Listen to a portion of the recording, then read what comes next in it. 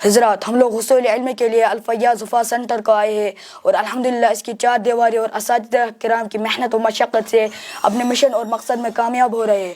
برادران محترم، آج کے دور میں مدارس کے طلبہ میں اساتذہ کرام کے ادب و احترام کا جذبہ بہت ہی کم رہ گیا ہے۔ یہ نہایت ہی افسوس کی بات ہے، جبکہ قرآن میں اللہ تعالیٰ نے ارشاد فرمایا فَاسْأَلُوا أَهْلَ الذِّكْرِ إِن كُنتُمْ لَا تَعْلَمُونَ، جس چیز کو تم نہیں جانتے وہ اہل علم حضرات سے پوچھو۔ اللہ رب العزت نے اہل علم یعنی اساتذہ کرام کی شان میں یہ آیت نازل فرمائی ہے، اس لیے اساتذہ کرام کی قدر منزلت شاگردوں کے قلب میں ہونی چاہیے۔ وہ ہمیں علمی میدان میں آگے بڑھانے کی پوری کوشش کرتے ہیں اور ہمیشہ طلبہ کی ضمیر کو درست کرنے کی فکر میں لگے رہتے ہیں اور چست و چالاک بنانا چاہتے ہیں اور علم کی زیورات سے آراستہ و پیراستہ کرتے ہیں اور زندگی میں چار چاند لگانا چاہتے ہیں۔ اس لیے جہاں تو ہو سکے ان کی عزت کی جائے اور دل و جان سے ان کی خدمت کی جائے۔ اساتذہ کو خوش رکھنے سے علم کا فیض منتقل ہوتا ہے، یہ علم نافع ہے۔ تمنا درد دل کی ہے تو کر استادی کی خدمت، تمنا درد دل کی ہے تو کر استادی کی خدمت، نہیں ملتا ہے یہ گوہر بادشاہوں کے خزینے میں۔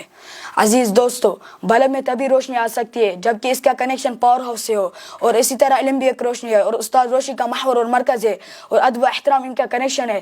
حضرت عبداللہ بن عباس رضی اللہ تعالیٰ عنہ فرماتے ہیں کہ علم حاصل کرو تو اس کے لیے متانت اور وقار پیدا کرو، جس سے تعلیم پاتے اور جس سے تعلیم لیتے ہو دونوں سے عاجزی برتو، اپنے کو اس سے کمتر اور حقیر جانو۔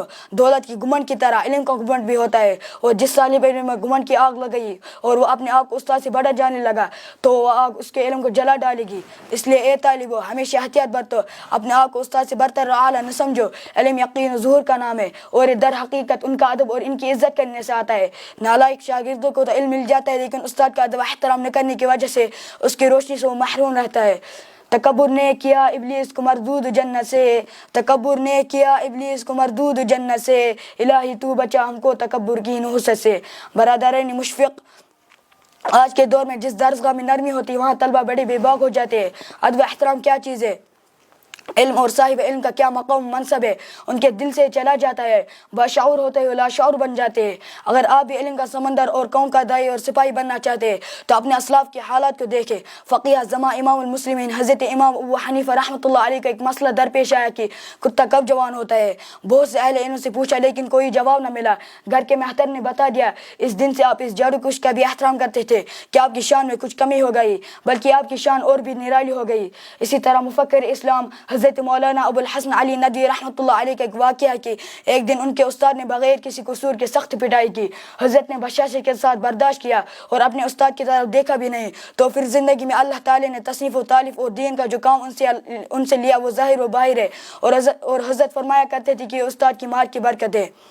سنو اے طالبان علم استاذوں کی خدمت سے، سنو اے طالبان علم استاذوں کی خدمت سے، مزین ہو کے نکلو گے یقین علم و حکمت سے۔ واخر دعوانا الحمدللہ رب العالمین۔